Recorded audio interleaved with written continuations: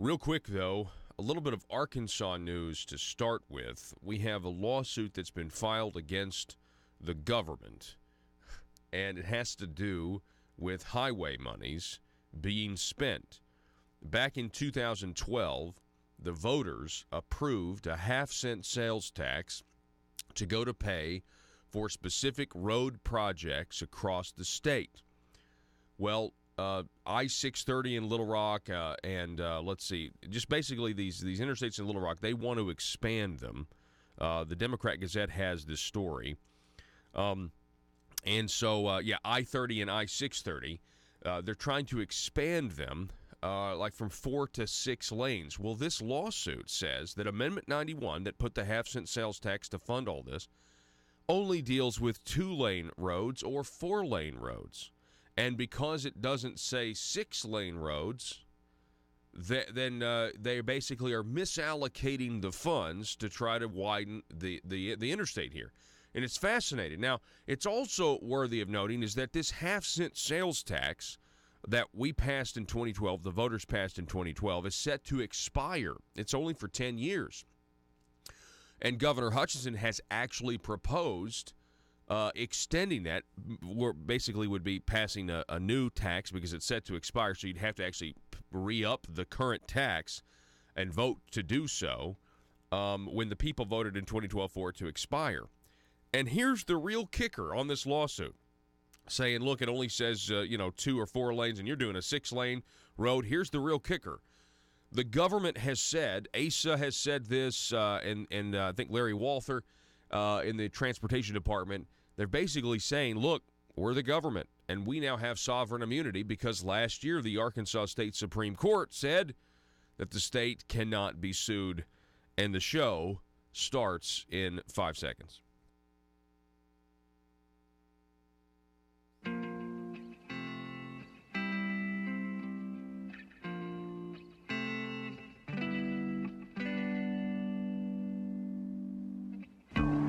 I think it's time we ask ourselves if we still know the freedoms that were intended for us by the Founding Fathers. They seem to be in full-scale retreat from spending cuts and are talking about raising people's taxes again. And I have only one thing to say to the tax increasers. Go ahead, make my day. If we lose freedom here, there's no place to escape to. This is the last stand on earth. Those who would trade our freedom for security have embarked on this downward course.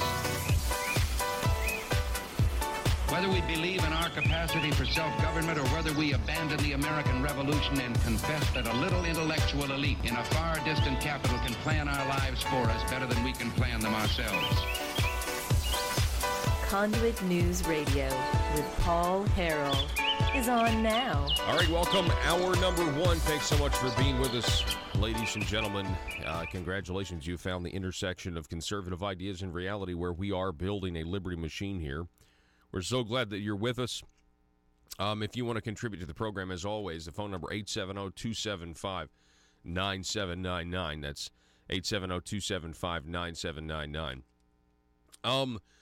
I'm telling you, it's a jam-packed show today, but the amount of news that's going on right now between the Syria situation and the wall situation is immense. We're going to get to all of that and more. Also, we're going to talk about the the Texas judge that ruled Obamacare to be unconstitutional. Going to talk about that at 7 o'clock with Dr. Michael Busler is back with us, who's a public policy analyst. He's also an economics expert and professor of finance at Stockton University in New Jersey. We'll talk to him about that. Of course, talk business and politics with the headline, Texas Judge Obamacare unconstitutional, Governor addresses uncertainty.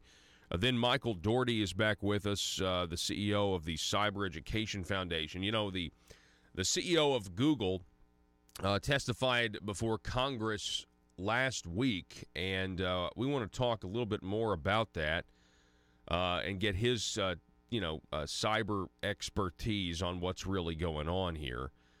Because Google in that hearing was trying to distance itself from China. Is that true? Have they really distanced themselves from China, or has the damage already been done? and we'll talk about that with Mr. Michael Dougherty.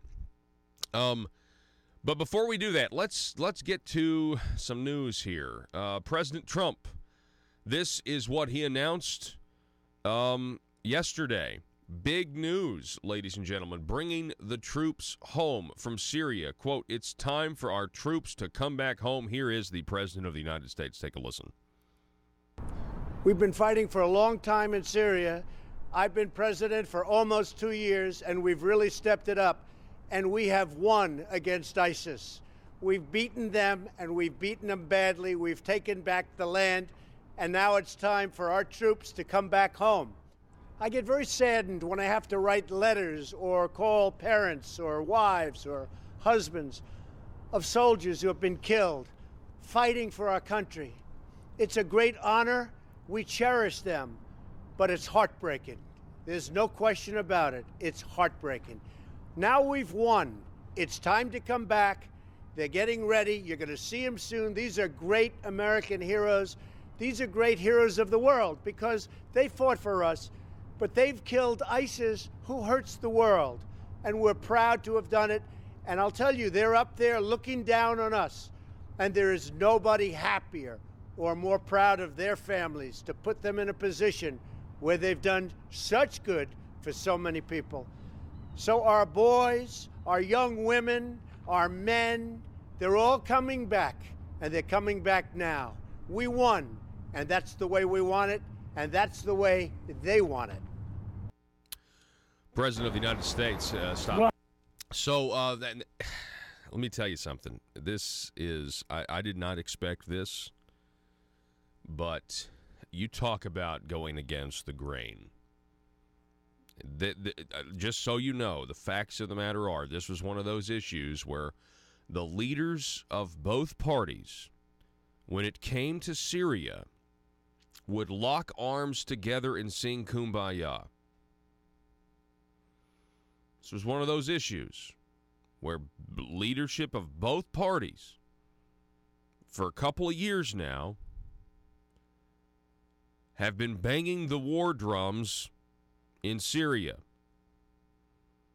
And I know there's a way to analyze this from a Russian point of view, from an Iranian point of view, from a Syria point of view. It seems to me that is, I'm sure those are considerations the president makes, but seems to me the only thing that President Trump cares about is killing ISIS. And that's it.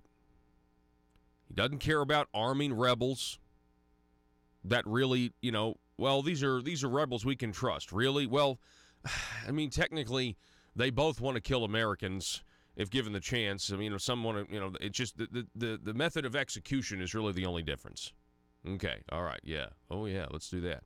Folks, what happened in Syria, and this is all well documented, but there were Christian villages allowed to exist in Syria under the Assad regime.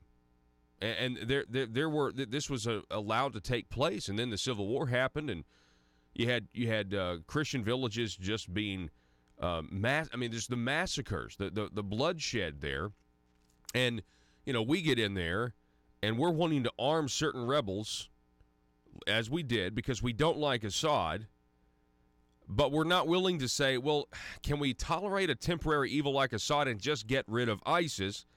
And how many of those rebels that we were arming, how many of them were just going to fight with ISIS right after that? I mean, how many of them have a change of heart? How many of them are, I don't know, just kind of fickle and want to string these, U.S. intelligence and military services along just so they can get their weapons? My point is like, you're trying to, in a situation like that, we're trying to verify who we can and cannot trust. It's a complete recipe for disaster. And yes, there you can look at reports. There were times when the United States was very mad at Russia because Russia thought that the rebels we were arming were actually ISIS, and so they killed them. Were they ISIS?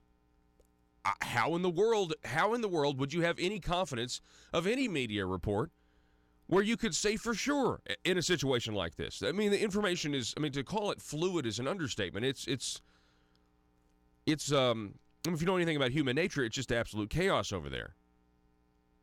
It seems like Donald Trump didn't want to fight a proxy war. Seems like Donald Trump wanted to get rid of ISIS. And Donald Trump thinks he's done that, and he's now coming home. And the troops are now coming home. Now, from my standpoint of view, everybody is, especially the leadership in the Republican Party, they're upset about this. And I think you just addressed the critics with just one foreign policy statement, which is, hey, listen, we got aircraft carriers. We got the greatest Air Force in the world. We will bomb you back to the Stone Age and come home again if we have to. Yeah, and do it again next week if we have to. I don't understand. I don't understand. So many. Some people are, really highly critical of this. And the only thing that I can tell you about the Syria situation, and this is just from my observation, it's anti-status quo. President Trump is the most anti-status quo president we've had in our entire lifetime. He is shaking things up more than anybody thought he would. I think he goes further than anybody thought he would, almost on a monthly basis. It's incredible. I think the party leaderships on both sides, they're upset. I bet you the American people are excited about this. I bet you the American people are like, thank goodness. Go look up what George Washington said about foreign entanglements.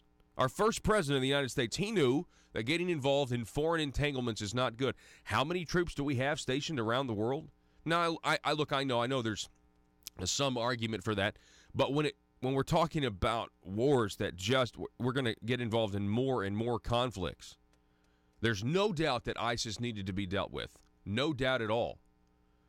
Right now, ISIS is more of a threat to the West from within, with lone wolf attacks and things like that. So let's listen to what Marco Rubio, Lindsey Graham. Let's go to this clip right here. Marco Rubio and Lindsey Graham, they have a few things to say about this. They're not happy. Take a listen. The decision to withdraw an American presence in Syria is a colossal, in my mind, mistake, a grave error that's going to have significant repercussions in the years and months to come. In my view, ISIS is not defeated in Syria and Iraq. If you're tired of fighting radical Islam, I understand it. They're not tired of fighting you. And if you don't get that, you're making a huge mistake. If this decision is a withdrawal of all of our forces in Syria, now we're dramatically less safe. This is an Obama-like move. You heard that, Stop. Obama-like move. Key All right, of course, that's an MSNBC clip, which, again, they are always really happy to find Republicans critical of President Trump to put on their network. They love that. It's one of the things that it's just a play in the playbook, if you know what I mean. So you know what I thought about this for a second. Because the leaderships of both parties have a kumbaya moment every now and then. Back when Obama was president, it was they wanted to bomb Damascus back to the Stone Age, and they were this close from doing it. Both parties were, and the president at the time, Barack Obama. Now, Hillary Clinton, when she was running for president in 2016, it was abundantly clear to me that if she won, we were going to be fighting a proxy war against Russia in Syria, and we were going to take Assad out the way we took Gaddafi out, the way we took Saddam out, the way we took, I don't know, if you go far enough back, you'll find somebody else. It was very clear to me that that's what was about to happen, that we were going to war with Syria, or we were going to go to war with Russia in Syria, essentially. Crystal clear to me. I don't see how and the way I took what President Trump was saying is that we weren't going to go to war in Syria the way both establishments wanted to. Here's a flashback clip. Here is Hillary Clinton on Syria in 2016 debate, and here's Donald Trump on Syria in 2016. Listen to this.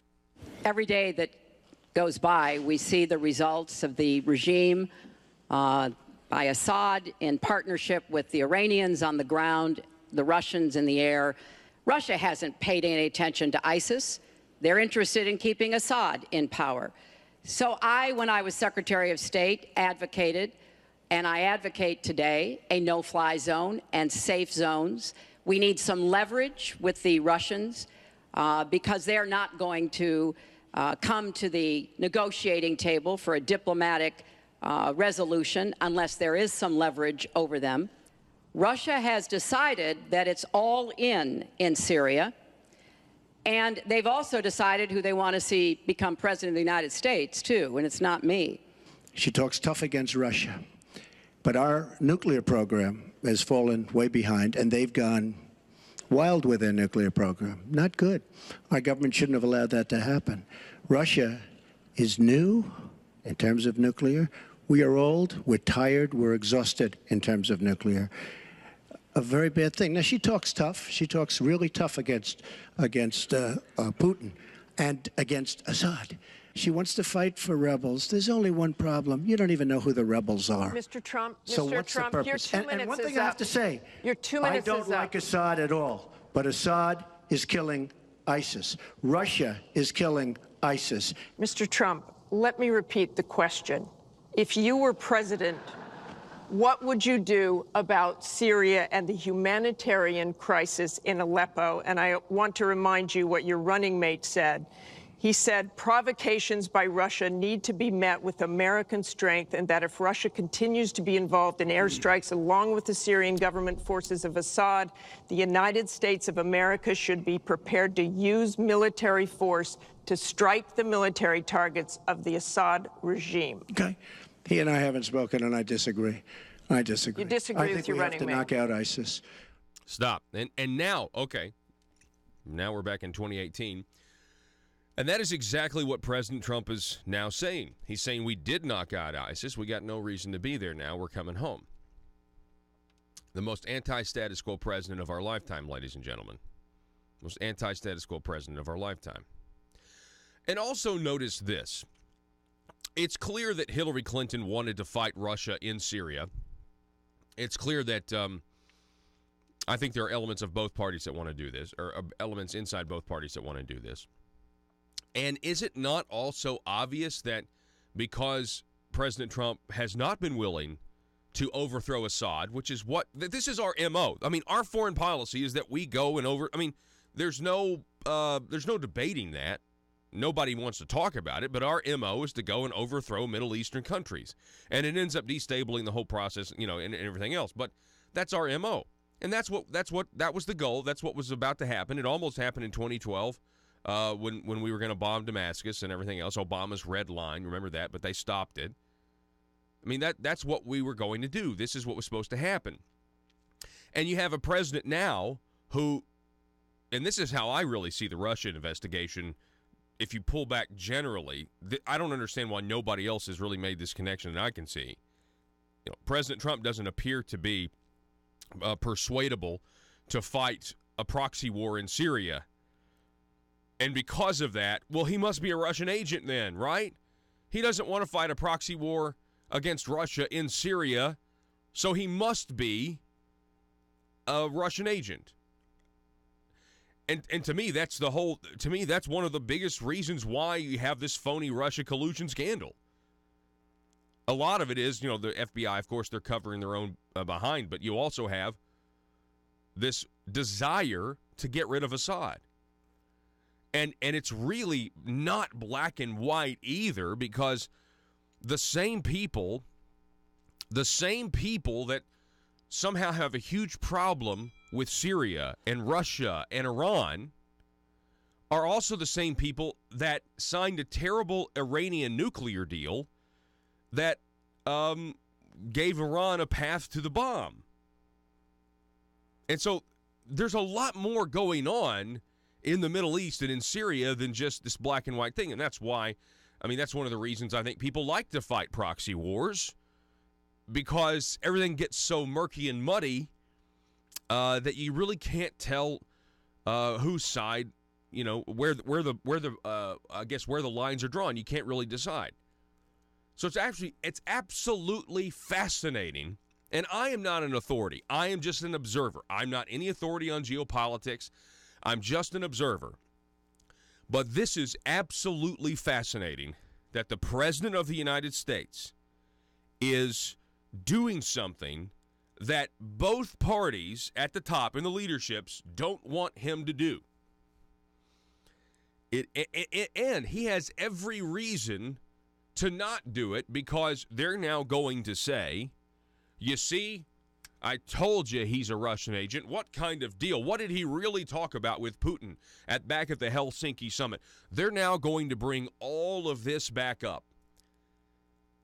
But President Trump did it anyway, which means he has a reason to do it. There is either some reason we don't know, or he's just really convicted about bringing the troops home. Fascinating news day today. You watch the mainstream media, they're not going to let this one go. And the reason they're not going to let it go is because there is some interest. There's an interest in both, in the establishment, just call it the establishment, for this to not happen. They're saying that they could be home as quick as 60 days. They're saying 60 to 120 days. That President Trump wants it to be done by the State of the Union address in January. We're going to take a break. Back in a moment.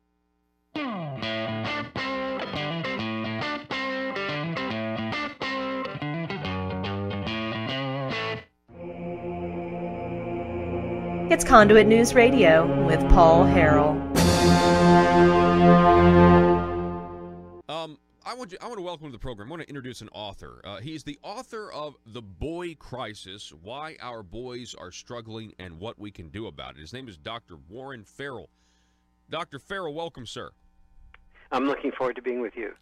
So tell us a little bit about your book. What is this crisis that our young men are facing today? Well, I guess about a dozen years ago or so, I was speaking around the world in one of my other books, and teachers in Japan and Australia and places like that would come up to me and they'd say, I'm having more problems with the boys in my class than I am my girls. And as I started doing the research on this for what became the boy crisis, I started seeing that this was not only true in the countries that I was happening to go to, but in all 63 of the largest developed... In a world full of constituents with social media accounts, bloggers just looking to increase their page views, and a talk radio host who generally is just the worst, how are Little Rock's elite supposed to conduct business with such a lack of privacy?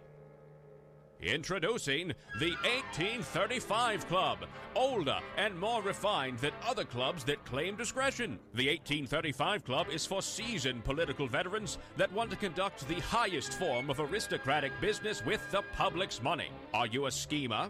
Do you someday want a guaranteed flow of taxpayer money to support your business? Is it your dream to see the .gov domain at the end of your business website? Don't listen to the imitators. The 1835 Club is the place where corrupt politicians and businessmen hatch their next crony schemes. At the 1835 Club, we make lobbying safe and legal. Ethics. Why, of course. All business is done in an ethical manner. Just look for the sign above the door that reads, loophole. Are you tired of the Capitol Police restricting your access to the roof after a perfectly good night of drinking? The 1835 Club has libations and a perfectly good roof. Other crony clubs that promise discretion try to lure you in by advertising bars made out of aeroplanes. Well, at the 1835 Club, instead of an airplane fuselage, we've got a space shuttle. No, not a bar. We've got an actual space shuttle that makes a daily run to the moon so members of the 1835 Club can have some real privacy away from the bloggers and taxpayers. Are you an Arkansas aristocrat? Do you want to be? It's the 1835 Club, and we work tirelessly to make sure the good old boy system remains alive and well. Join today. Disclaimer. The 1835 Club reserves the right to deny membership to anyone who has principles. Any talk of the Declaration of Independence or the Constitution must be done in jest or, at the very least, with a condescending tone. And finally, the 1835 Club will be given a 25% commission of any agreements made between politicians and the business community. PHP Parody.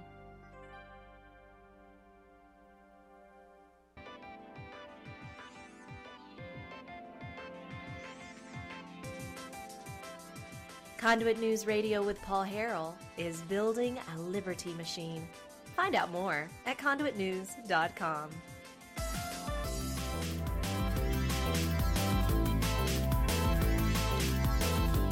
I mean, now correct me if I'm wrong, and analogies eventually do fall apart, because it's inevitably, not going to work in every situation that you apply it to, but as a general rule, doesn't it at least make you a little bit happy when the heads of both political establishments are not happy with something?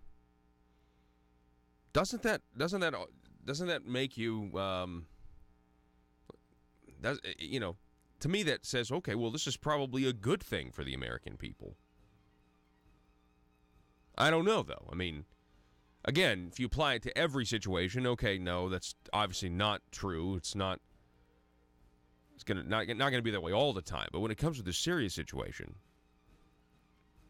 I mean, do you remember when Barack Obama was going to go into Syria, go into Damascus, and then they didn't do it, and both Republicans and Democrats were upset? But they didn't do it because the American people just did not have the stomach for another conflict and another war.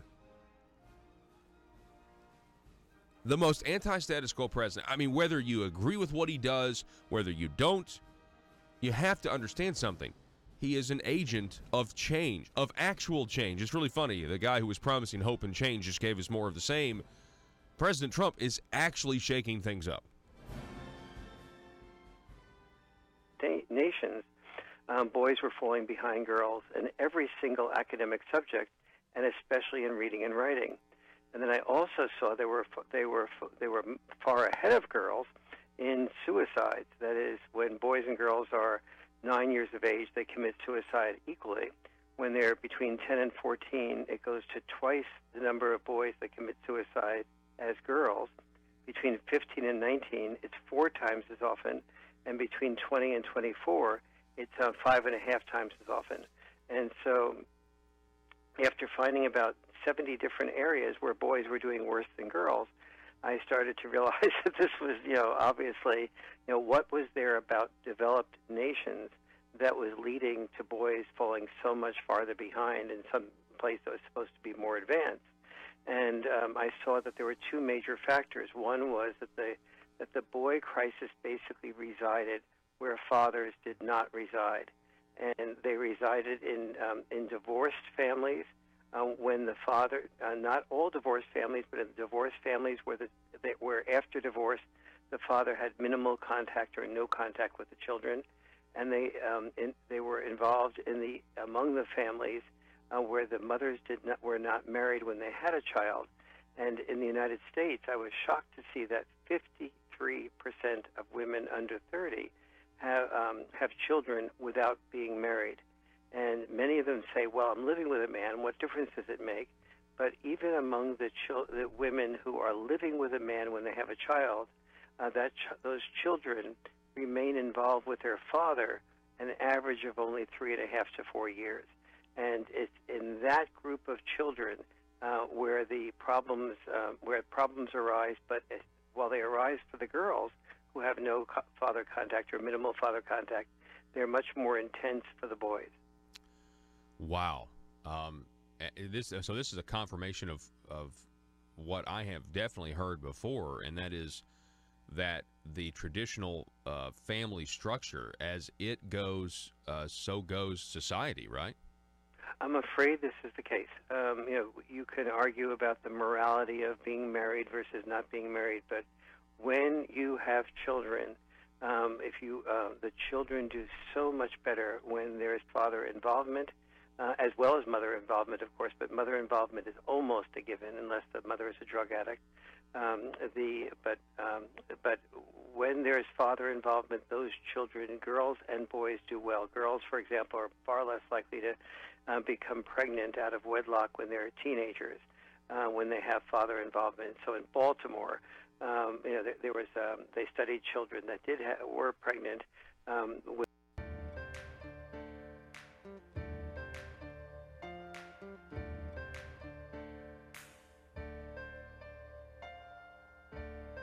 Bringing you your daily dose of truth. It's Conduit News Radio with Paul Harrell. All right, welcome back. All right, here's the last thing, or last report on the Syria situation. Gene McVeigh, who is an Arkansas Republican pioneer and a military veteran, and we thank him for his service, he always has a very interesting and I believe correct take on the events of the day. And so he recently wrote on Facebook over the Syria situation, and I think he is kind of along the lines of what I've been saying, but somebody like him who actually understands military and tactics and things like that, which I don't. This is what he says. He says, draining the swamp is clearly an impossible task, more difficult than draining the Pacific Ocean. The same creatures bemoaning President Trump's decision to bring our men and women home from Syria are the same exact people who would have a meltdown if President Trump announced our troops would remain in Syria. Maybe the Democrats and their phony Blumenthal combat heroes can take up arms and jump into the fray, while the Syrian military has taken full control of all areas around the capital, Damascus, for the first time in 6 years. The prophet Jeremiah told us Damascus will become a ruinous heap and cease to exist as a city. Stop. That is true. You can go look up that prophecy in the book of Jeremiah. It does say that one day Damascus, the oldest inhabited city in the world, I believe, will cease to exist. Gene McVeigh goes on, when this happens to the oldest continually inhabited city in the world, who do you want to be over there? Our precious members of the armed forces or the Democrats who want to keep them in Syria? Boy, you won't hear that point made anywhere else today in your news coverage. I can promise you that.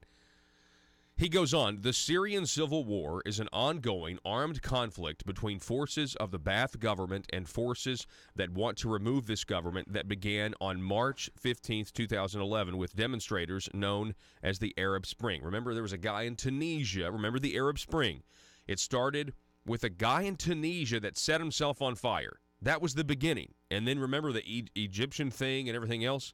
It just started with a guy in Tunisia setting himself on fire. Protesters in Syria demanded the resignation of President Bashar al-Assad. His family has held the presidency in Syria since 1971. Many of Assad's supporters are Shia, while the majority of the government opposition is Sunni. In April of 2011, the Syrian army fired on demonstrators across the country. After months of military battles, the protests turned into an armed rebellion.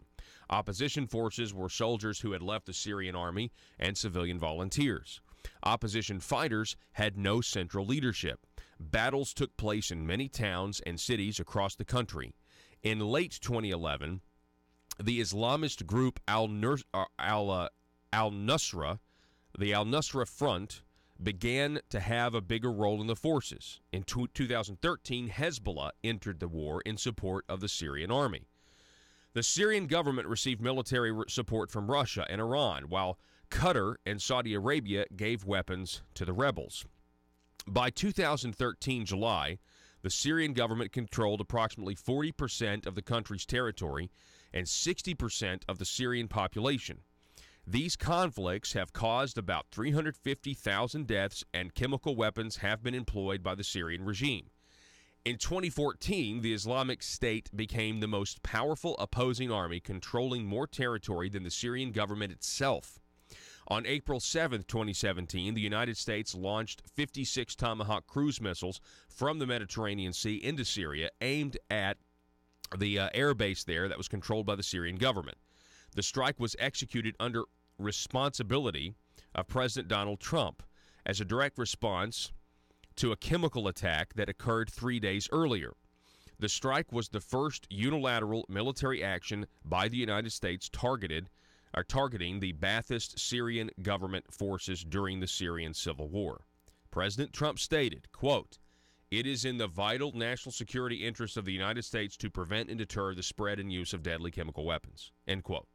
The United States has had a limited role in Syria, and only about 2,000 troops remain in harm's way. But our airstrikes and ground forces and our Kurdish partners systematically push the Islamic State from almost all its territory.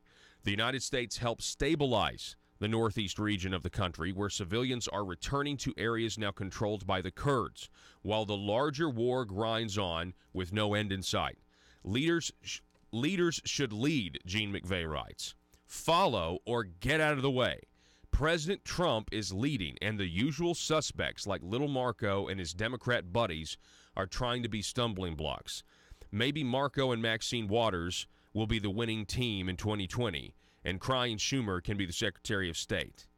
As for me and my house, we support President Donald J. Trump. Again, that's Gene McVeigh, his comments on the Syria situation. Extremely interesting news today with this, again, pulling all troops out of Syria. This was not the plan. I just want you to know this. This was not what was supposed to happen in Syria. Syria was supposed to be another Libya. That's what was supposed to happen. And behind all of this, it is safe to assume that there were economic incentives that we don't really fully understand or know, meaning a lot of money to be made one way or the other with all of this going on. So, that is the news. Now, in the meantime, there is a veteran who is a triple amputee who has raised, is that 1.3? He's already hang on. That's 1.3 million. Okay. There's a triple amputee vet that's raised $1.3 million to build the wall. He's raised this in 2 days. His goal is $1 billion. There you see a photo of him over at Breitbart.com, a Penny Star story there. His name is Brian Colfage. He's a Purple Heart recipient, and he started a GoFundMe account because he's, trying to raise money to build a wall. And there are polls now going out there. How many people would pitch in or, try to build the wall or give the government money to build the wall, that sort of thing. Folks, I don't know if it's that. I don't know if this is going to be necessary. If I'm assuming you're out there. I'm assuming you're listening to this program and you want a wall, like I do, a wall in places where we need one. That may not be necessary. And I know, listen, the right is very frustrated right now. They wanted Trump to shut down the government. I mean, we were taking basically between Joe and I, we might as well have a pool. We were saying if Trump shuts down the government, he'll go for the record. You can count on that. The record, I think, is like 21 days. He could beat that easily. But it doesn't look like that's going to happen now, unless the president vetoes the bill, which he could. Mark Meadows, who was being talked about to be the president's new chief of staff, Congressman Mark Meadows, President Trump vetoed this spending bill. Fight for the wall is what he says. He is the leader of the House Freedom Caucus. I rise to encourage my colleagues to stay in the fight to have the president deliver on a promise. Talking about the wall, get the funding. And, if you look on Drudge and you look at all these other places, they're really saying, the Democrats won, victory for Pelosi and all this other nonsense. And especially Drudge, completely ignoring yesterday after we got off the program, after we got done, President Trump said the same thing that he said last week, and it's gotten almost no coverage. Joe, throw this up there. The Politico article, headline, Trump insists military will build the border wall. Now, I don't know if it's a coincidence that he's insisting that the military will build the border wall at the same time he's bringing 2,000 troops home from Syria over the next 60 to 120 days. It's very interesting. And also you have a military veteran who is trying to raise money for a wall. Interesting.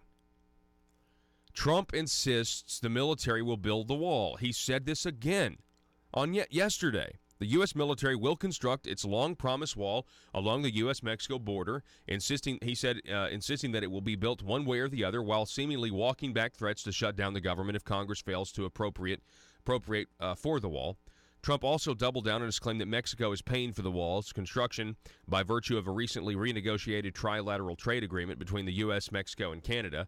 That claim has been met with skepticism by many who have argued increased revenues via international trade do not constitute the president making good on his guarantee that Mexico would pay for the wall. You know, I've seen some people on Facebook and others who think when the president makes the claim that the new trade deal is Mexico paying for the wall, they really get angry with the president, and I don't understand it. It's like, have you ever? I don't know. You know, it's all going into one source. We're all one country. I don't know. I understand it. I'm not. I don't know. I totally understand. I think it's a legitimate point to make. I think some people out there are like, well, it wasn't the plan all along. It wasn't the plan. Really? It wasn't the plan all along? I mean, would we have understood it? I mean, if Trump had said, Mexico's going to pay for the wall because I'm going to renegotiate the trade and da-da-da-da-da-da and all this. No, I mean, number one, if it was the plan, why would you want to show your cards that way? It just gives the opposition time to, I don't know. I mean, people, you know what? If you don't like President Trump, then you don't like him. And it's just the way it is. President Trump, to me, is resilient and constantly, you know, you have all these people throwing out these nets. They're trying to ensnare them in these nets, and then they fall into their own nets. That's what it seems to me. I mean, I think that's obvious. But then again, if you listen to the mainstream media, you read the mainstream media, you'd think this has been a terrible week for the president. Absolutely horrible week. He's in the retreat. He's on the run. I don't know. The man is saying that he's going to use the United States military to construct a border wall, and it gets next to no coverage. It's like they just want to ignore that this is what to me, it means that there's something here. You would think this would be a story where he would be made fun of and derided. But no. They're just ignoring it in many regards. So I don't know. It's very fascinating. And listen, I know the folks on the right are upset. Let me read you some of these headlines real quick about people who are upset. Ann Coulter's really upset. There's no surprise there. I mean, immigration's been like her number one issue for a long time now. Coulter's calling the president gutless and wall-less country. You have Talk Radio Pioneer, which essentially in a lot of ways makes this format that I'm doing even possible. Rush Limbaugh saying that the border wall, that Trump got less than nothing on the border wall situation. So people are upset about this. There's no doubt. There's also no doubt that if the president were to veto the spending bill, that's what Mark Meadows wants the president to do. Veto this spending bill, fight for the wall. I wouldn't put that out of the realm of possibility. Everybody's like, the president's backing off. The president's backing off. He said last week in the Oval Office meeting, I will proudly shut down the government for a border wall. Do not discount that. Do not discount that that's what he said. All right? Let's see. Getting text messages here. The phone number is 870-275-9799. That's 870-275-9799. Also, here's something that's got to drive the liberals nuts. Chick-fil-A is now the third largest fast food chain in the United States. here's a chain that stood up and said, that they took biblical stances on societal issues, like gay marriage and was it the contraceptive thing too? Having and I think that was it too, right? Anyway, the liberals don't like Chick-fil-A because they're a Christian business. Okay, they're closed on Sunday, and then they're closed on Sunday, and everybody was surprised that they took a biblical stance on issues when confronted with it. Oh my goodness! And now they're about to be the third largest chain in the country in terms of fast food. And it really just goes to show you that people's stomachs, just betray them when it comes to their...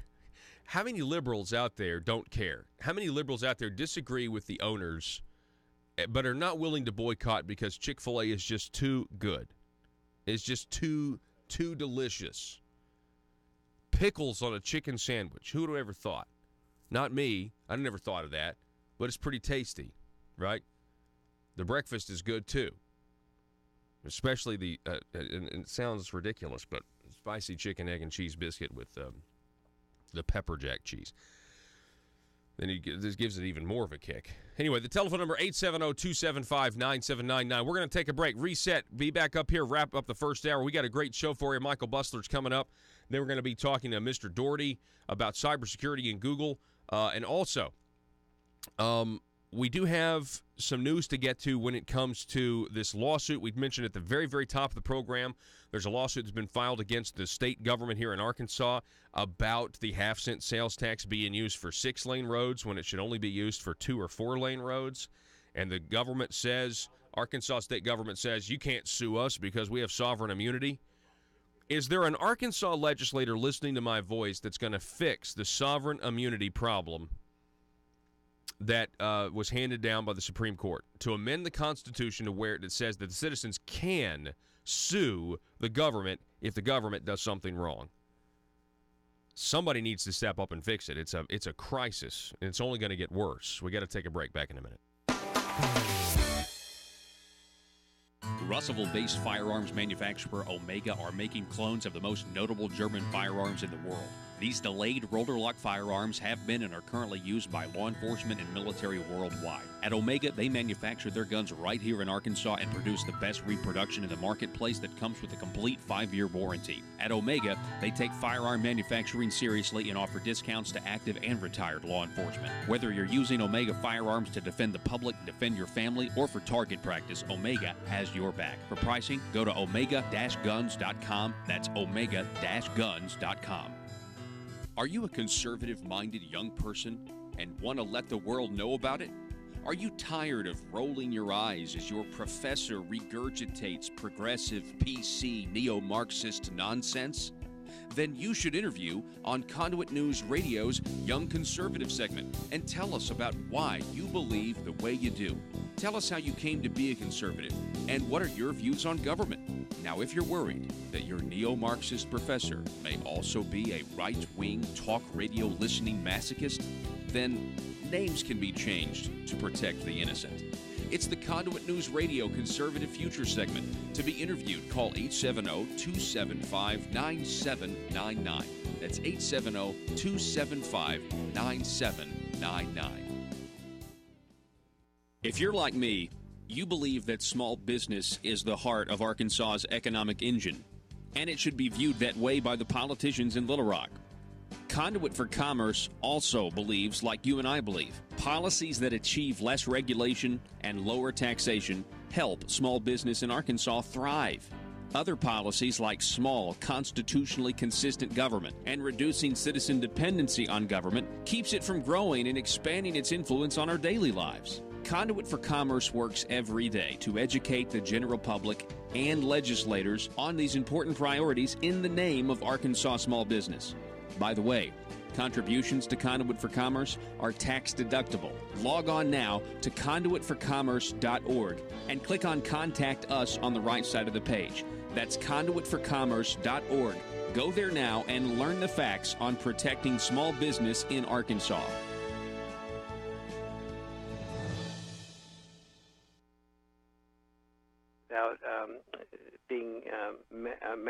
as a teenager, and 30% of their children were also pregnant without being married. But among the ones that had father involvement, it went from 30% to 0%. Wow. And anyone that knows anything about social science research will tell you 0% negative behavior among human beings is almost unheard of. That is incredible to me. But it's common sense. It's common sense that isn't. It's also not politically correct. But to say that, hey, if you have an intact family, specifically with women or young girls, their fathers are going to be protective of them when it comes to something like sex and the danger of getting pregnant out of wedlock.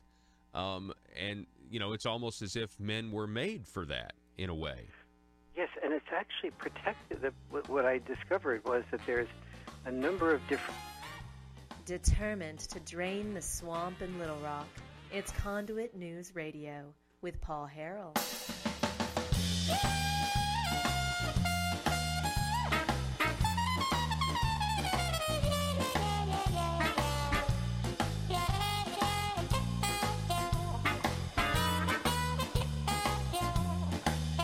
So we got, I got a secret text just a second ago. The secret text, somebody saying that they talked to a certain legislator who will go unnamed, and that legislator seemed interested and committed to trying to address the sovereign immunity situation here in the state of Arkansas. If you're just joining us and you don't know, there was a Supreme Court ruling issued earlier this year. Sorry, I keep thinking it's 2019 already. And it said that in our Constitution, it's very clear that the state of Arkansas shall never be a defendant in the courts, which means that the state of Arkansas cannot be sued by the people. Essentially, it's a very feudalistic concept of the king can do no wrong. That's the law of the land right now in Arkansas. Arkansas cannot be sued by its people. And this is ridiculous. There's no reason why we would ever want to give people this kind of license with no threat for repercussions in our courts. When you become a government agent, or you become a politician, an elected official, you do not get angel's wings. You do not become perfect, as we've seen by all the corruption here in the state of Arkansas over the last 2 years that's been exposed slowly. And so, yeah, I would encourage, whenever that happens, there's going to be a giant pushback, I would predict. Because I think some people who are very pro-government would want to keep it the way it is. However, it should be a bipartisan issue. You would think Democrats would want people to be able to sue to keep the government in check if they do something that's just grossly. I mean, you got to have due process. You're saying, well, yeah, due process unless you're the state of Arkansas. No, that's not right. That is not right. So let's hope that gets taken care of. I mean, that's a legitimate problem that affects all of us. And why do I think that? Because it's a legitimate problem that affects all of us, it's gonna be left undone, because they'd rather focus on picking winners and losers and actually focusing on small economic interests and making people rich off of the government. So ridiculous. I will tell you this. I had this sent to me in a text. I think this is true both at the federal level and the state level. With all of this stuff that we just talked about, with the wall, with the border wall, with Syria, with everything that's going on, it just seems like generally you can say that Republicans don't support the principles they espouse. So what is a leader that would support those principles supposed to do? And I really think that's what you're seeing with President Trump pulling out of Syria. Everybody's just gonna, him and Hall. They're just gonna have a meltdown. It's gonna continue. It's gonna continue into the weekend, probably in the Sunday shows. Can you believe he's doing this? He's so irresponsible. Blah blah blah blah blah. Folks, to me, if both political establishments are upset, I mean, how is that not a good thing? You see, we the people are supposed to live an unpredictable existence in terms of what's the government going to do next. But the people in positions of power are supposed to already know things are supposed to be fine.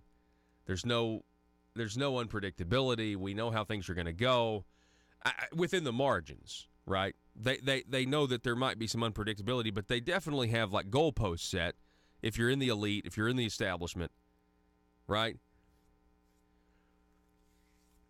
And you know what's outside that ballpark, those goalposts, is the idea that we would pull all of our troops out of Syria. That is way far out there, and it's shaking up everything. Again, this was not supposed to happen. Go back and watch the debates between Hillary Clinton and Trump on Syria. They had other plans. It's crystal clear they had other plans. And now ISIS is defeated. And you know what that meant? It seems like Donald Trump took the path of least resistance to defeat to defeat ISIS.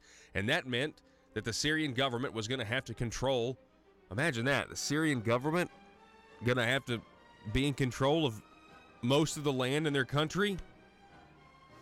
That's a weird concept. We got one more hour coming your way next. Don't go anywhere.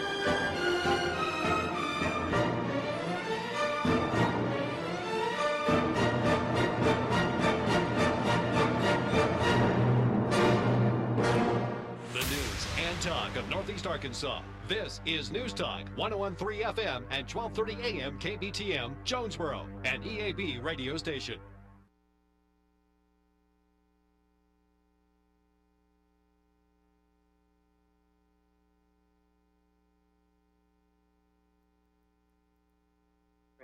What I would call dad-style parenting and mom-style parenting. And they're really both very helpful for children. So, for example, but most of us know that moms are nurturing, tend to be nurturing, and tend to be quite protective and cautious. And that's all accurate. But what very few people know is what dads contribute to, what dad-style parenting contributes to the health of the boys and the girls. And so, among the things that dads do differently is they're much more likely to enforce boundaries. So, for example, if the mom says, moms and dads will set boundaries the same way. They'll say, "Sweetie, you can't have your ice cream until you finish your peas." And kids will test boundaries the same way. They'll say, "Oh, okay, I had some more peas. Now could I have my ice cream?" And mom will say, "Well, I'll tell you what, you only had a few peas, but have 10 more peas, let's say, and then you can have your ice cream." And then the kid has 5 more peas, and mom thinks to herself, "Okay, I'm not going to get into a big argument over a few peas. Okay, you tried. Thank you. You can have your ice cream." Dad will say, is much more likely to say, "Excuse me, we have a deal here. The deal here is finish peas. You can finish your peas and have the ice cream, or you cannot finish your peas and have the ice cream." And the kid goes, "Oh, you're so mean." And dad, is more likely to say something like, "Well, you can continue whining, and there'll be no more ice cream tomorrow night either." And so what the kid learns from the dad's method is that he has no choice but to finish the peas. And therefore, and with mom, the child learns to manipulate a better deal. And so the children raised predominantly by moms, 30% of them are likely to have ADHD. Children raised predominantly by dads, only 15% have ADHD.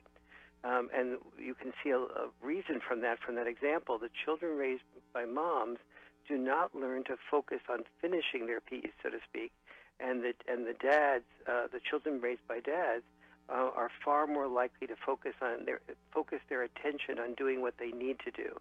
That dynamic of boundary enforcement that dads are more likely to do sets up a dynamic of an outcome of postponed gratification. and postponed gratification is the single biggest predictor of success. And so, and then with the girl that we're talking about before with the pregnancy, part of what happens with dads is, like, dads and their children, girls and boys, will tend to roughhouse a lot. And so the girls are getting a sense of how to be with a man and on levels where of physicality without being sexual with the man. And so that's and so the comfort level of girls with boys becomes much deeper and more nuanced, and so girls learn how to talk with boys and confront them and be confronted by them and be teased by them and so on. And so when they're in the beginning of a relationship, they don't feel that the only thing they can do to be able to hold on to the boy is to be sexual with them. Wow. And they're also learning postponed gratification, which is, yes, I want to be physical, but maybe I need to hold off until it's the right time, the right boy, the right person. Wow. We're talking with Dr. Warren Farrell. He's the author of a book that I'm sure many of you out there right now want to go and get. It's called The Boy Crisis, Why Our Boys Are Struggling and What We Can Do About It. I want to talk here in a second about screen time and what these tablets and stuff are doing to our kids' brains.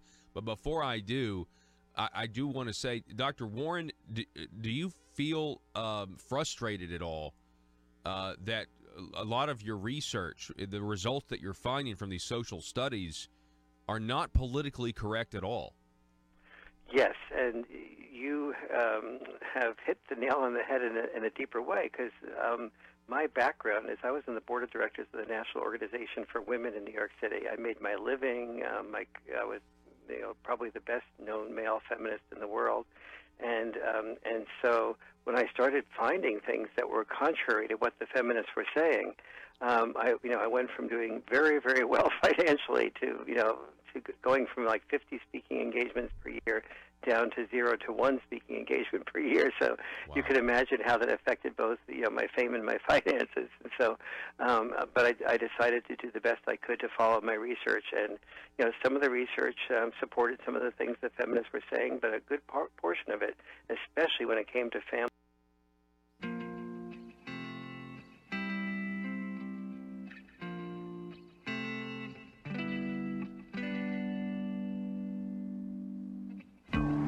I think it's time we ask ourselves if we still know the freedoms that were intended for us by the Founding Fathers. They seem to be in full-scale retreat from spending cuts and are talking about raising people's taxes again. And I have only one thing to say to the tax increasers. Go ahead, make my day. If we lose freedom here, there's no place to escape to. This is the last stand on earth. Those who would trade our freedom for security have embarked on this downward course. Whether we believe in our capacity for self-government or whether we abandon the American Revolution and confess that a little intellectual elite in a far distant capital can plan our lives for us better than we can plan them ourselves. Conduit News Radio with Paul Harrell is on now. All right, folks, welcome to the program. Thanks so much for being with us, as always. This is hour number 2. Thanks for all of your support, listening every day. That means that you're part of building the Liberty Machine, and that's what we want to do. Folks, I got this headline here. We got a Texas judge declares Obamacare unconstitutional.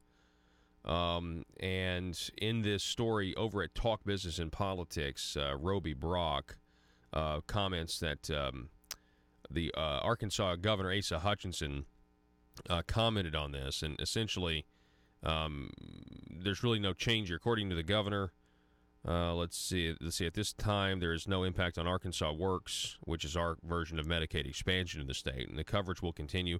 The court decision is a clarion call for more long-term thinking on health care and what is the best way to give the states more flexibility in improving health care coverage for its citizens. It's no surprise that the individual mandate was ruled unconstitutional. The key question remains as to whether striking down the individual mandate, voids the entire law. This issue will ultimately be decided by the United States Supreme Court. That's Governor Asa Hutchinson on that. And with more on this, I want to bring in Mr.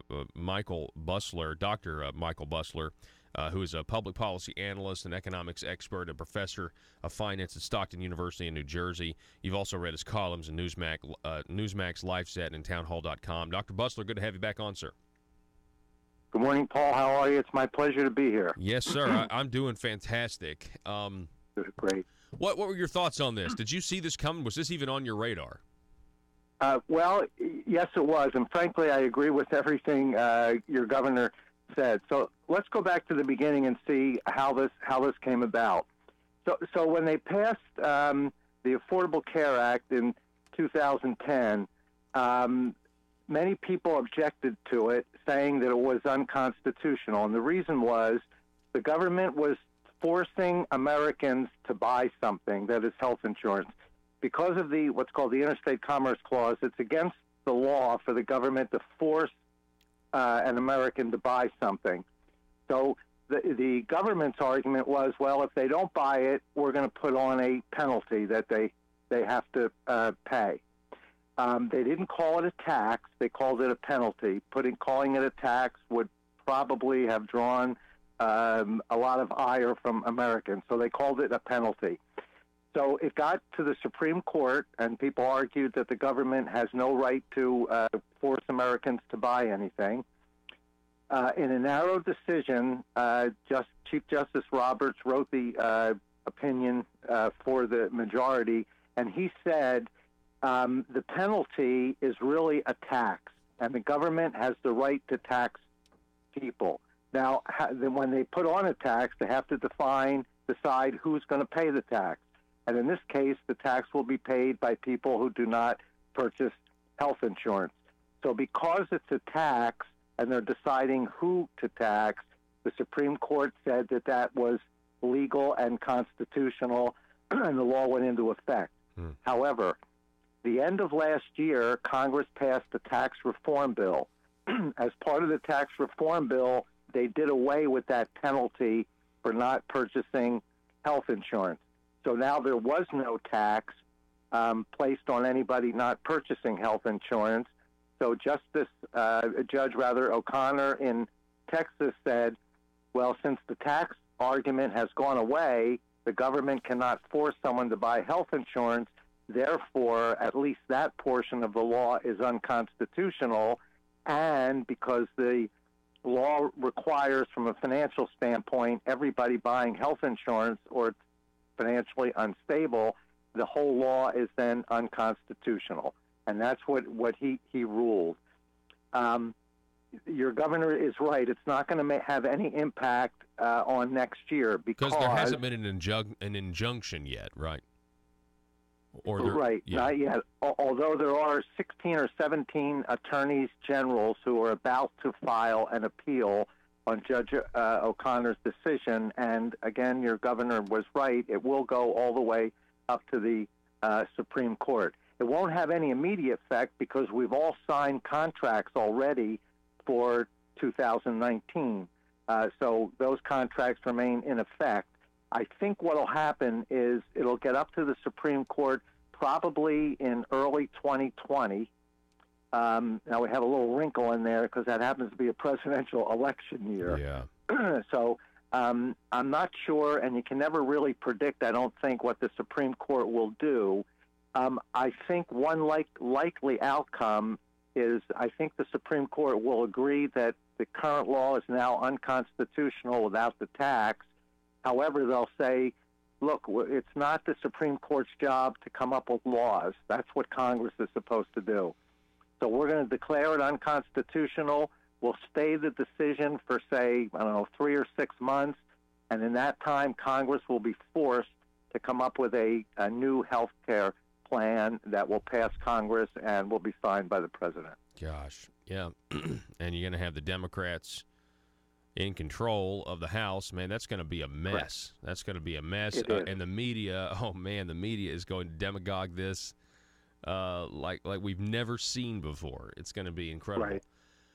That's exactly right. It's going to get ugly. And this is the problem. A lot of people think that John Roberts, if you read the dissenting opinion in the original challenge, it reads like the majority opinion. And so a lot of people think John Roberts switched at the last minute. They say it's a tax, and I don't necessarily want to relitigate all of this, but I just want to point out that, when they ruled initially that Obamacare was a tax, when the President of the United States specifically said it wasn't a tax, even cited Webster's dictionary when he was challenged by George Snuffleupagus, as I call him.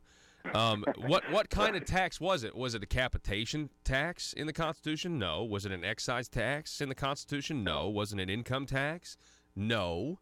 And it wasn't a tax. And matter of fact, saying that the government has the ability to do what they did and call it a tax, man, that to me just means, that means if Congress wants to mandate that I have to do other activities as well to be in good standing with them, they can just call it, it's just a tax on you. And so I thought it was very dangerous.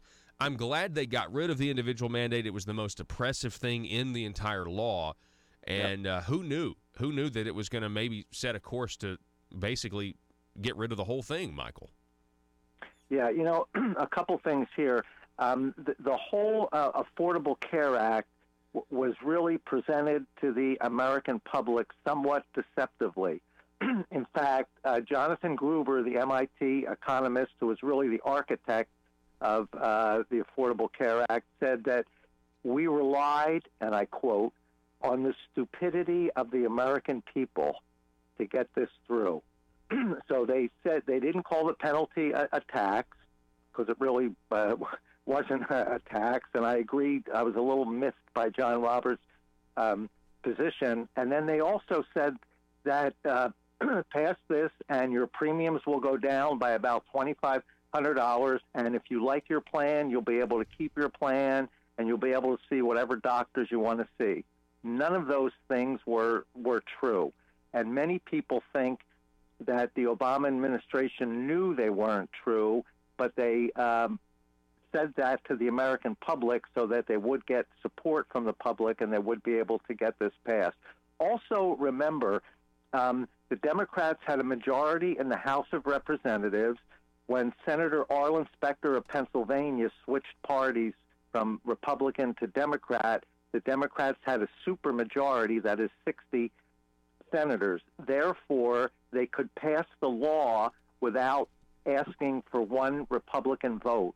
And as a result of that, they got zero input from the Republicans, and not one Republican supported the Affordable Care Act. In my view, that's really what started the divisiveness that we have in the country today.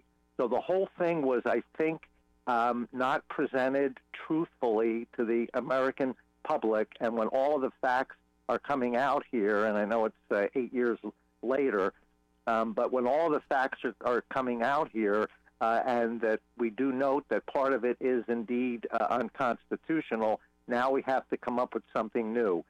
Your point is also well taken.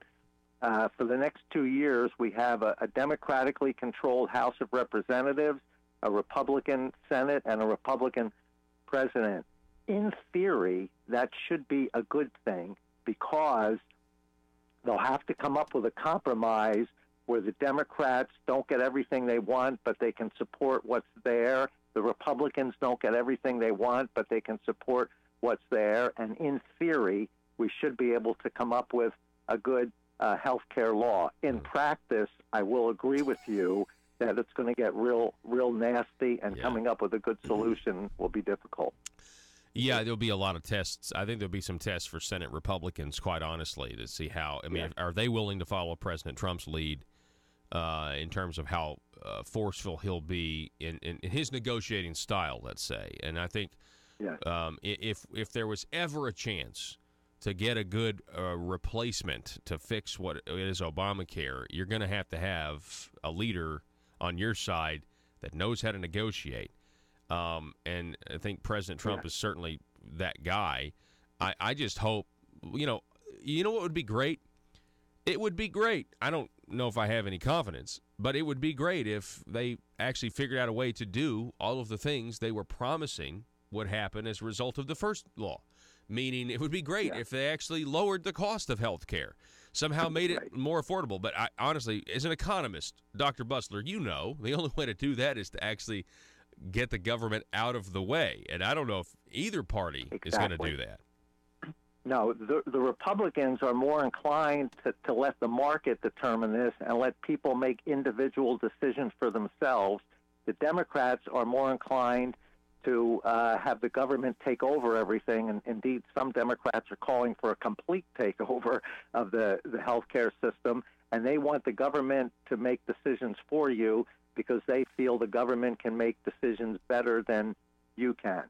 You know, one other point, as Americans, I think we should be really fed up with this whole healthcare mess. In 1992, Bill Clinton ran for president. He said, I'm going to fix healthcare. He put Hillary in charge of a commission to come up with something.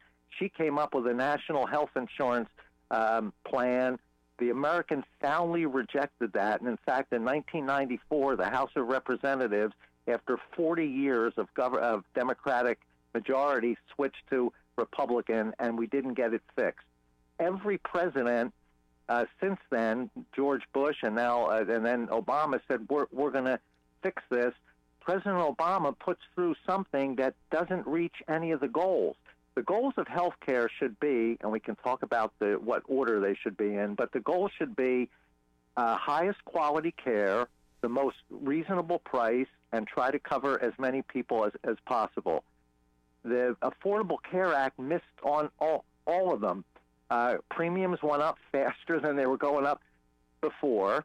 Because we lost our health plans and couldn't see the doctors we wanted to see, quality has gone down. And although they tout it helped cover a lot of Americans, what it did was we had 85% of the public had health insurance before Obamacare. 91% have health insurance now. So the whole plan helped 6% of the population, 85 to 91, 6% of the population, about 20 million people.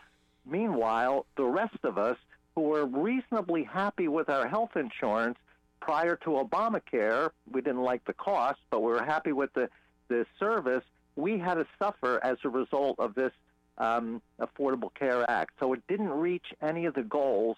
We need to come up with a policy now to finally fix this. The American public should be extremely fed up with our government arguing back and forth with each other and not coming up with solutions to very difficult problems like health care. Wasn't it fundamentally just a scheme to redistribute the wealth so that you take from the middle class and you make their health care more expensive so that you can pay for the Medicaid expansion, really? I mean, the large majority of people, the large majority of people that were supposed to get coverage as a result of Obamacare comes from like Medicaid expansion.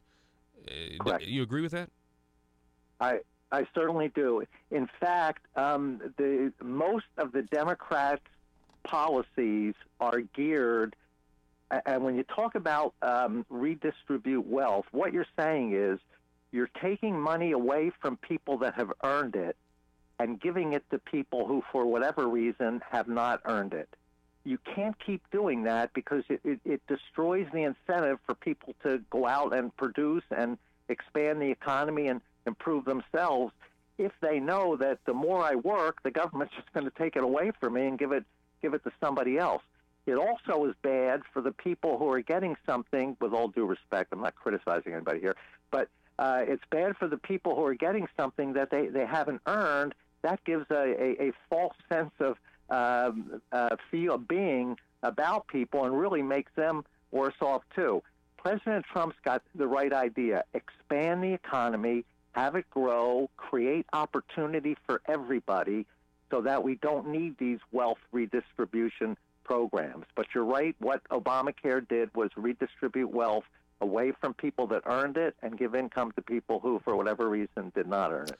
Dr. Michael Bustler, we appreciate it as always, public policy analyst, and your take on the economy. Folks, he's a professor at Stockton University, a professor of finance, and you can read his columns at Newsmax, LifeZat, and townhall.com. Dr. Bustler, have a Merry Christmas, sir.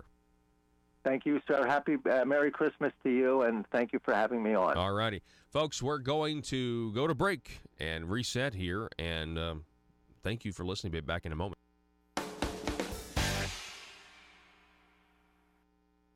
And fathers, we were completely at odds. The feminist focus on the freedom for women. I don't want to go over break time, so I'll continue this after break. Yeah, well, we're actually we still got a lot of time. We're not going to break anytime soon. So. Okay. I'm sorry. Yeah, no, go ahead. Go ahead. So the feminist perspective was, we want women to be free, to have free choice. And my response was, everybody wants, or at least I want women to have freedom of choice. But when a woman makes a free choice to have a child, she makes a free choice to put her children's interests above her interests. And so you don't have a free choice to be irresponsible, to hurt somebody else's life. And when the research is crystal clear that children do so much better when fathers and mothers are both in their lives, and then we need to. Let's face it, times are tough for the Arkansas General Assembly. They're all waiting for the spotlight exposing public corruption to end, so they won't be under so much scrutiny. And during this time, what if you're a legislator and you need money? What if you're slapped with a huge expense? What if your check for consultant services is late this month? Or maybe you just need extra cash now until payday. When that happens, you can't wait. Hi, I'm Bobby Blackmail for the Arkansas Intra-Legislator Bank, your trusted source to over 135 lenders to get you short-term cash fast. Use the Arkansas Intra-Legislator Bank today, and you can have up to $12,500 cash in your checking account tomorrow. Dried-up bribes no longer coming from Medicaid entities? Handled. Extra cash until your hopeful acquittal? Done. And you'll be surprised at how easy it is to get extra cash. Just be an elected official and be comfortable with the status quo, and we'll connect you with a fellow legislator who is ready to loan. It's quick and easy. And don't worry if you can't make the payments, because the Arkansas Intra-Legislator Bank is designed to help you get through these tough economic times. There are other ways you can pay off your debt, like by voting the way the establishment wants, or by rewarding some with committee chairmanships. So forget about overdraft fees and the spirit of covetousness that sometimes overwhelms the best of lawmakers. Just remember, the Arkansas Intra-Legislator Bank for short-term cash between colleagues when you need it fast. Some transactions have long-term consequences. Paul Harrell, parody.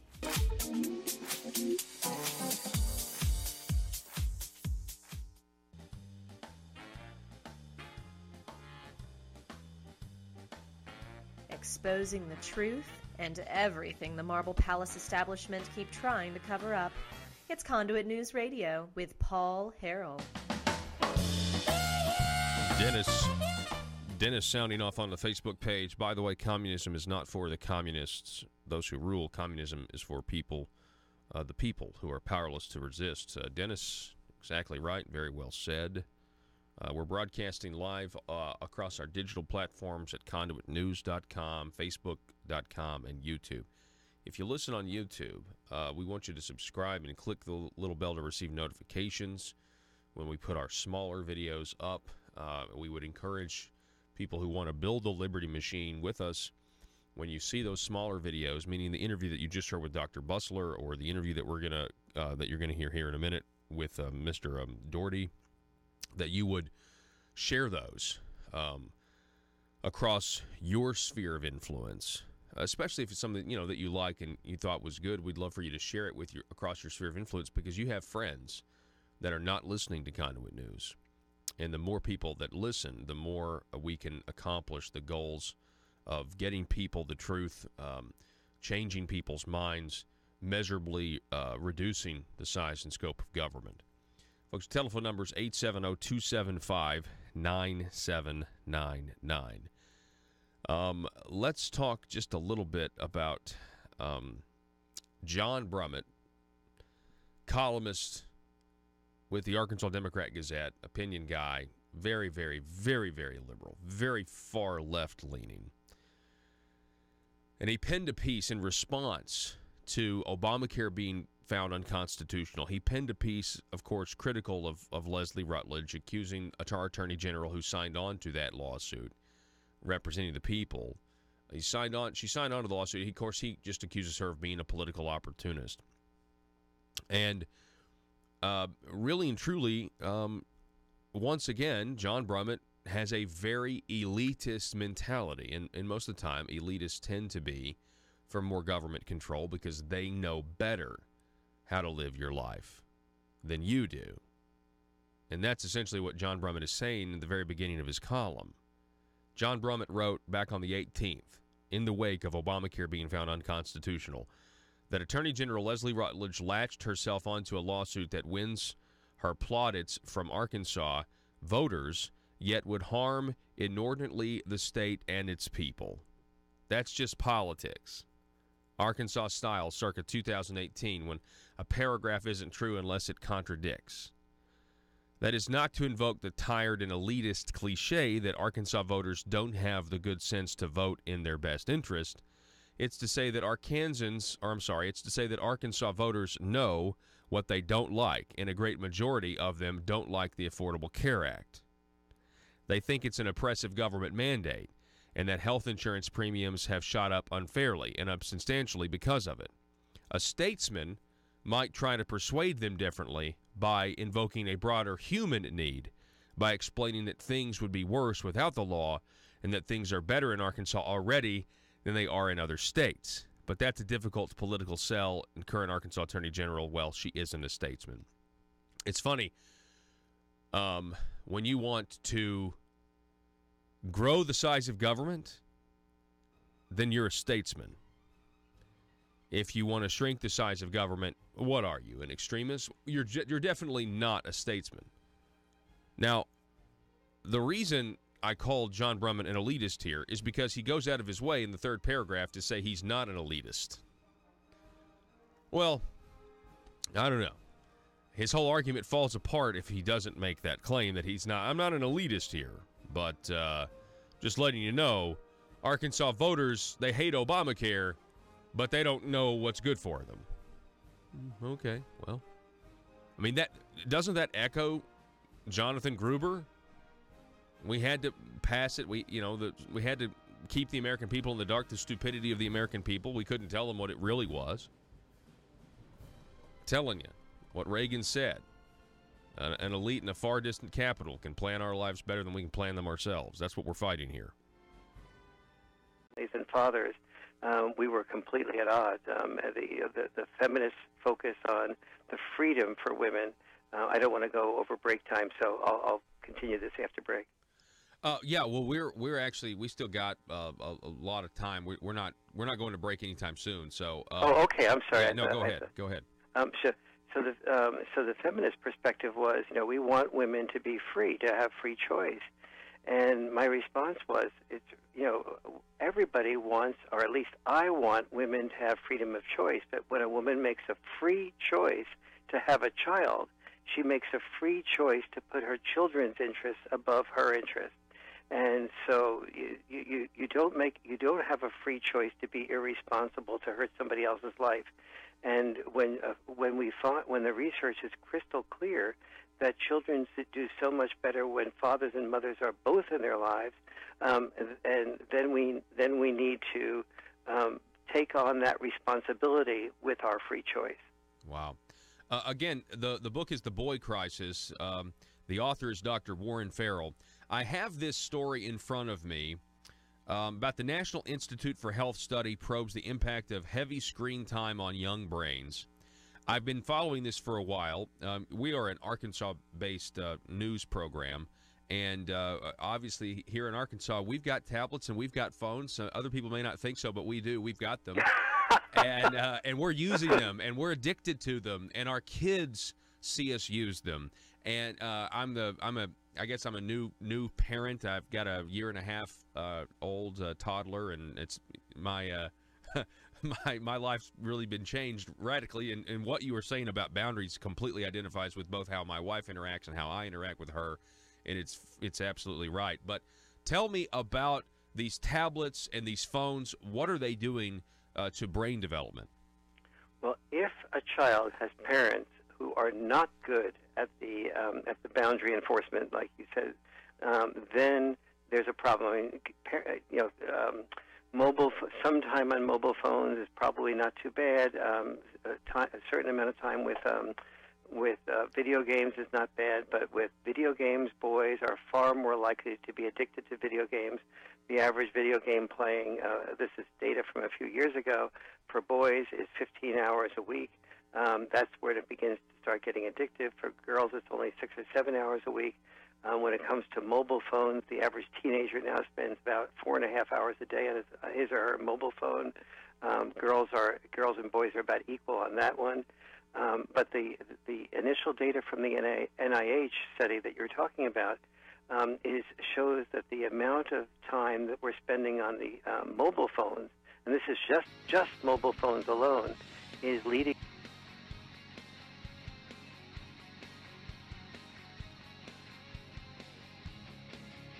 The intersection of conservative ideas and reality. Conduit News Radio with Paul Harrell. As we speak, Beijing is employing a whole-of-government approach, using political, economic, and military tools as well as propaganda to advance its influence and benefit its interests in the United States. And I have wanted to welcome back to Arkansas Chairman Chu. Please give Chairman Chu a round of applause.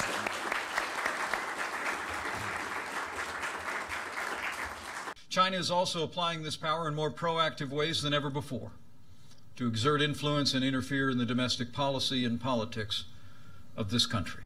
Chairman Chu, I got to know as he is the CEO and chairman of Shandong Ruyi Technology Group out of Shandong Province. Over the past 17 years, China's GDP has grown 9-fold.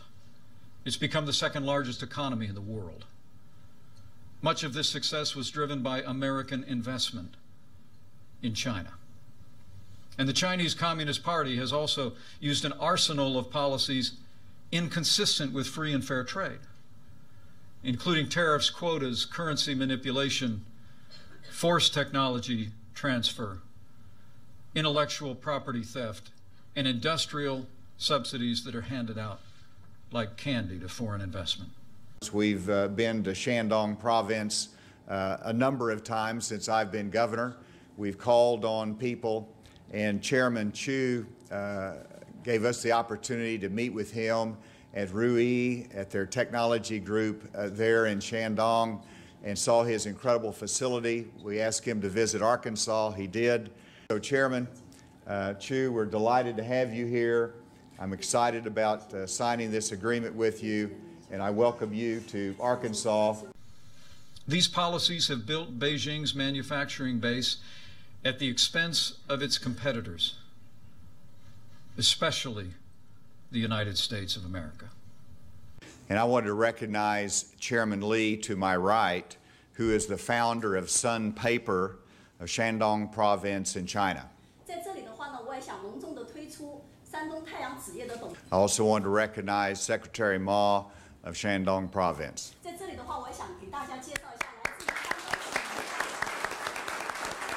As President Trump said just this week, in his words, we rebuilt China over the last 25 years. Last November, as you know, I traveled to Shandong Province. I met with Chairman Li. I toured Sun Paper Company along with Mike Preston. While in China, we signed a letter of intent on behalf of the state of Arkansas with Sun Paper, indicating that Sun Paper wanted to put a major bioproducts mill in South Arkansas, The Communist Party has set its sights on controlling 90% of the world's most advanced industries, including robotics, biotechnology, and artificial intelligence. To win the commanding heights of the 21st century economy, Beijing has directed its bureaucrats and businesses to obtain American intellectual property, the foundation of our economic leadership, by any means necessary. Chairman Li and I met yesterday. Chairman Li indicated to me that Sun Paper has selected Arkadelphia in Clark County as the location of a $1 billion bioproducts mill. Beijing now requires many American businesses to hand over their trade secrets as the cost of doing business in China. It also coordinates and sponsors the acquisition of American firms to gain ownership of their creations. Worst of all, Chinese security agencies have masterminded the wholesale theft of American technology, including cutting-edge military blueprints. And using that stolen technology, the Chinese Communist Party is turning plowshares into swords on a massive scale. Well, thank you all for joining us via Skype from Beijing this morning. Here in Beijing, it is 10 p.m. in the evening. I've had a very successful trip to China. China now spends as much on its military as the rest of Asia combined. And Beijing has prioritized capabilities to erode America's military advantages on land, at sea, in the air, and in space. I've spoken at Tsinghua University here in Beijing, which was a treat for me to speak with young Chinese students about Arkansas, and also to talk about the relationship between China and the United States. China wants nothing less than to push the United States of America from the Western Pacific and attempt to prevent us from coming to the aid of our allies. But they will fail. Beijing is also using its power like never before. Chinese ships routinely patrol around the Senkaku Islands, which are administered by Japan. And while China's leader stood in the Rose Garden at the White House in 2015 and said that his country had, and I quote, no intention to militarize the South China Sea. Today, Beijing has deployed advanced anti-ship and anti-air missiles atop an archipelago of military bases constructed on artificial islands. China's aggression was on display this week when a Chinese naval vessel came within 45 yards of the USS Decatur as it conducted freedom of navigation operations in the South China Sea, forcing our ship to quickly maneuver to avoid collision. Despite such reckless harassment, the United States Navy will continue to fly, sail, and operate wherever international law allows and our national interests demand. We will not be intimidated, and we will not stand down. And we'll be calling on multiple prospects in China, as well as continuing our relationship with Sun Paper in Shandong Province. In recent years, China has taken a sharp U-turn toward control and oppression of its own people. Today, China has built an unparalleled surveillance state, and it's growing more expansive and intrusive, often with the help of U.S. technology. And when it comes to religious freedom, a new wave of persecution is crashing down on Chinese Christians, Buddhists, and Muslims.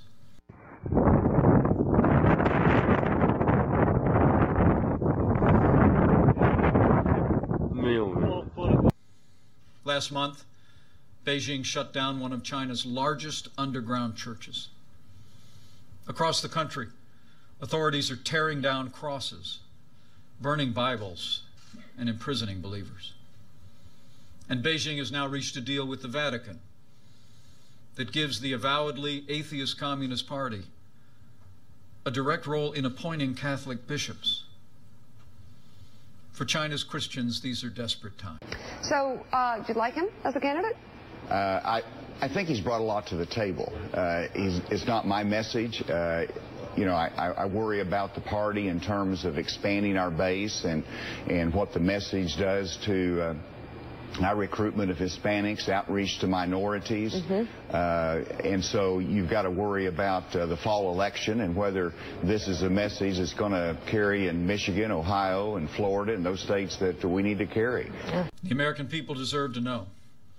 In response to the strong stand that President Trump has taken, Beijing is pursuing a comprehensive and coordinated campaign to undermine support for the president, our agenda, and our nation's most cherished ideals.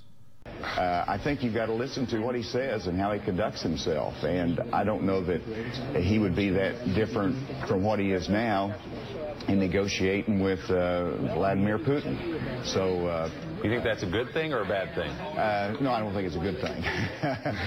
You know, we need people who, in the presidency, that understand how the world works, understands that there's a time for bluster and there's a time for reason. The Chinese Communist Party is rewarding or coercing American businesses, movie studios, universities, think tanks, scholars, journalists, and local, state, and federal officials. And then, Chairman, you'll look out in the audience and you'll see multiple members of the governor's cabinet.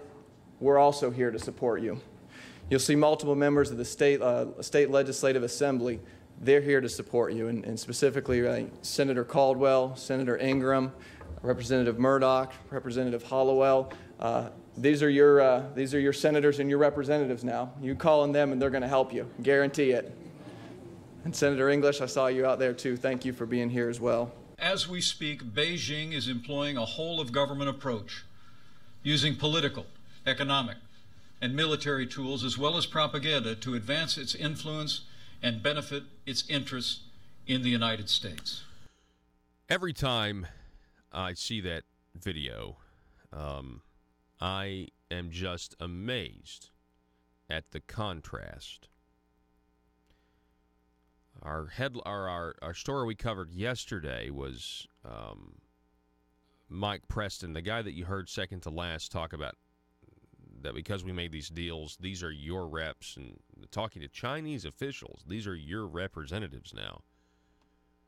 It feels like we've been sold out because that's exactly what's going on here. This is a transaction where Chinese officials are being given special rights and encouraged to have access to our political system.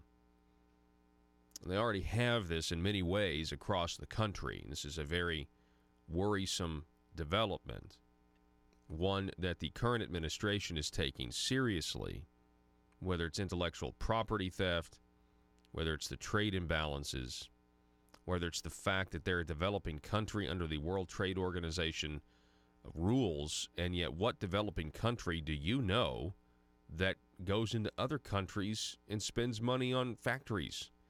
These factories and companies are actually future embassies for the Chinese government. That's what this is. In a poor state, and this is the truth, in a poor state like Arkansas, our leaders, I guess, think we can't do any better. In a poor state like Arkansas are really, let me ask this. Are we stupid people? Are we dumb? No, we're not. Continuing this line of economic development, though, is not intelligent. And I think we're seeing that now, and I think more and more people are figuring it out. Why China? I will continue to say this. Why China?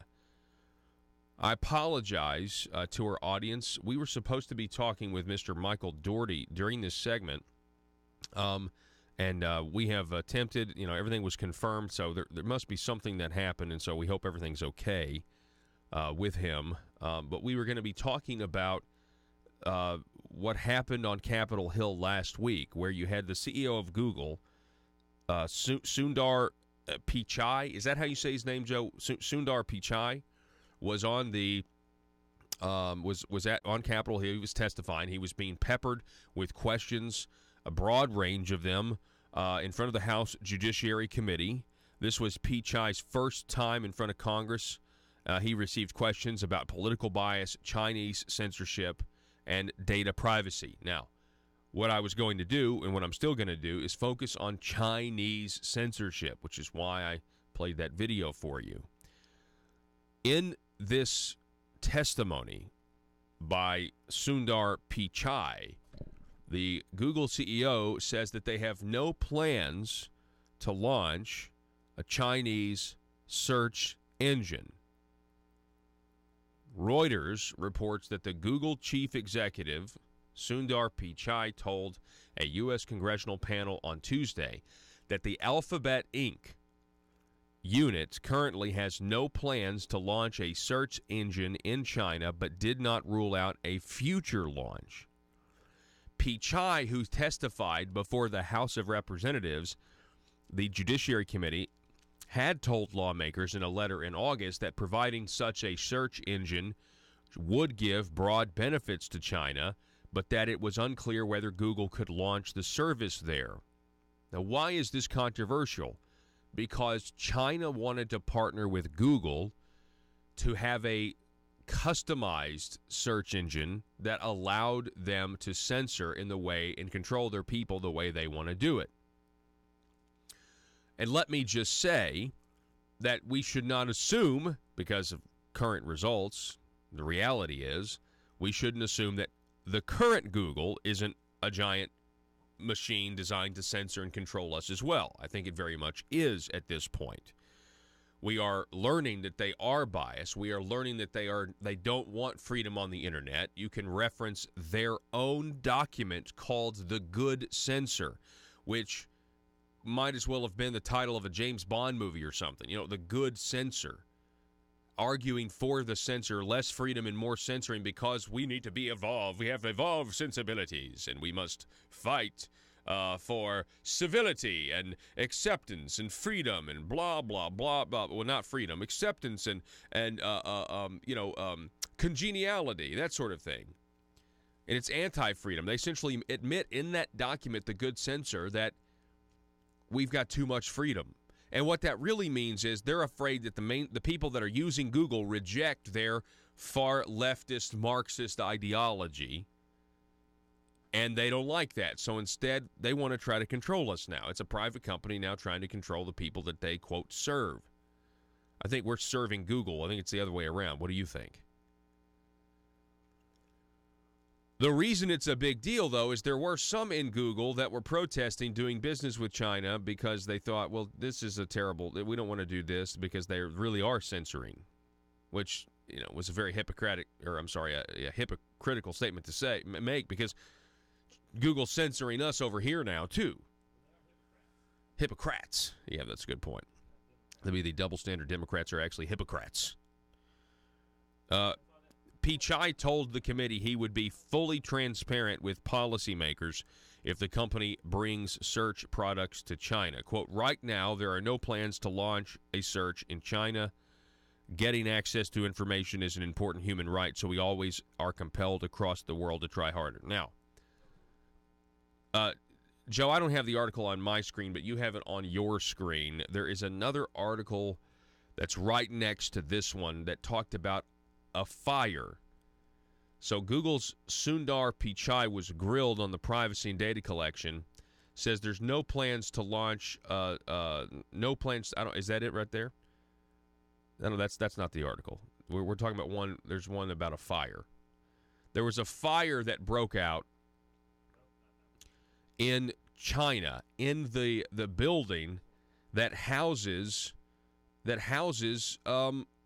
Google. So this testimony was on the December the 11th. This is fueling people online wondering what's going on. You got a testimony on the 11th where he says there's no plans to partner with China, and then you have a fire that breaks out on Wednesday in the office of Google. Photos and videos of the menacing fire were widely shared online. A large plume of black smoke could be seen billowing from Tower B of Raycarm Infotech Park. Google employees were evacuated. The New York Times tech reporter shared it. Keep going. Let's see. We have the fire incident took place on the day of a Canadian court granted bail to Meng Wanzhou, who is the Huawei CFO there. The U.S. is accused Meng of selling American-made components to Iran. Anyway, it's a really complicated situation right now. I think our relationship with China is extremely interesting. We live in interesting times, if you will. But, yeah, I found that pretty interesting myself.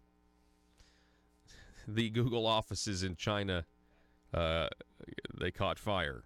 We're going to take a break, going to reset. Going to be back here in just a moment. Don't go anywhere. Russellville-based firearms manufacturer Omega are making clones of the most notable German firearms in the world. These delayed rotor-lock firearms have been and are currently used by law enforcement and military worldwide. At Omega, they manufacture their guns right here in Arkansas and produce the best reproduction in the marketplace that comes with a complete 5-year warranty. At Omega, they take firearm manufacturing seriously and offer discounts to active and retired law enforcement. Whether you're using Omega firearms to defend the public, defend your family, or for target practice, Omega has your back. For pricing, go to omega-guns.com. That's omega-guns.com. Are you a conservative-minded young person and want to let the world know about it? Are you tired of rolling your eyes as your professor regurgitates progressive, PC, neo-Marxist nonsense? Then you should interview on Conduit News Radio's Young Conservative segment and tell us about why you believe the way you do. Tell us how you came to be a conservative and what are your views on government. Now, if you're worried that your neo-Marxist professor may also be a right-wing talk radio listening masochist, then names can be changed to protect the innocent. It's the Conduit News Radio Conservative Future segment. To be interviewed, call 870-275-9799. That's 870-275-9799. If you're like me, you believe that small business is the heart of Arkansas's economic engine, and it should be viewed that way by the politicians in Little Rock. Conduit for Commerce also believes, like you and I believe, policies that achieve less regulation and lower taxation help small business in Arkansas thrive. Other policies like small, constitutionally consistent government and reducing citizen dependency on government keeps it from growing and expanding its influence on our daily lives. Conduit for Commerce works every day to educate the general public and legislators on these important priorities in the name of Arkansas small business. By the way, contributions to Conduit for Commerce are tax deductible. Log on now to conduitforcommerce.org and click on Contact Us on the right side of the page. That's conduitforcommerce.org. Go there now and learn the facts on protecting small business in Arkansas.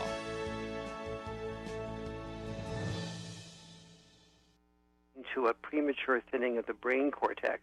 The brain cortex is the outermost layer of the brain, and that part of the brain is important for processing information, for thinking better, for being able to judge and compare different outcomes, and also it's important for language.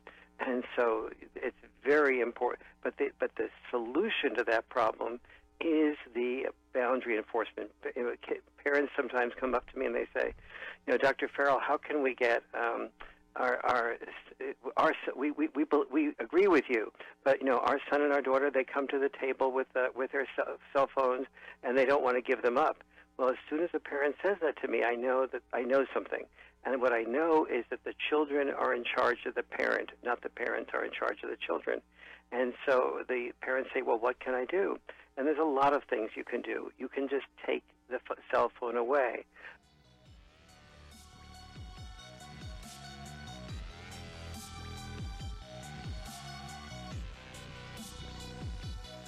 Need your daily news fix? Don't forget to tune in to Conduit News Radio with Paul Harrell.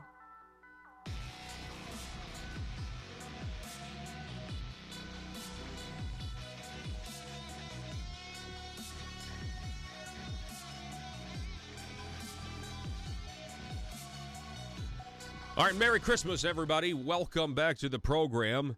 It is, we got 5 days until Christmas, and I know all of you guys out there most of you out there are excited, I'm sure, about this situation. I want to finish the program today where we kind of ended it. There's a lawsuit that's been filed on how to use highway funds. Back in 2012, you and I went to the polls, and we either voted for or against a half-cent sales tax increase to pay for specific projects across the state. Fast forward to today, and you have a project that's out there where they want to widen the Interstate 630 and Interstate 30. There's a lawsuit that's been filed against the governor and 4 other defendants, claiming that because the 2012 amendment, which I think is Amendment 90, was it 91? Yeah, Amendment 91, which added this half-cent sales tax, that it only said and dealt with 2-lane and 4-lane roads, and that's what the money's supposed to be used for. So a plain reading of it, they argue, a plain reading of the law says you can only use that money for 2-lane and 4-lane roads, and this is what the lawsuit's about. They're wanting to expand it to 6-lane roads, and they're saying you can't use the money for that. That's just what the lawsuit is. And the state of Arkansas is claiming sovereign immunity, saying you can't sue us. It's a fascinating problem when you think about it. And any judge, now that the Supreme Court has said what they've said here in Arkansas, is probably just going to throw it out. But there's more. There's more news on this. The half-cent sales tax that we passed in 2012 is set to expire 10 years later. Well, there's now talk in the next legislative session, in order to hide the fact that we have a spending problem here in Arkansas, the General Assembly appears to be ready to have another vote and extend the half-cent sales tax and cancel the sunset clause, which would be a new vote for a new tax increase. Because while we're still paying the tax now, it would be them keeping the tax. When we voted in 2012, the people voted that we were okay with the tax. We had the understanding, though, that it was going to sunset after 10 years. Fascinating that they're thinking of coming back and re-upping that tax. And we've got super majorities. Republicans have super majorities in both chambers.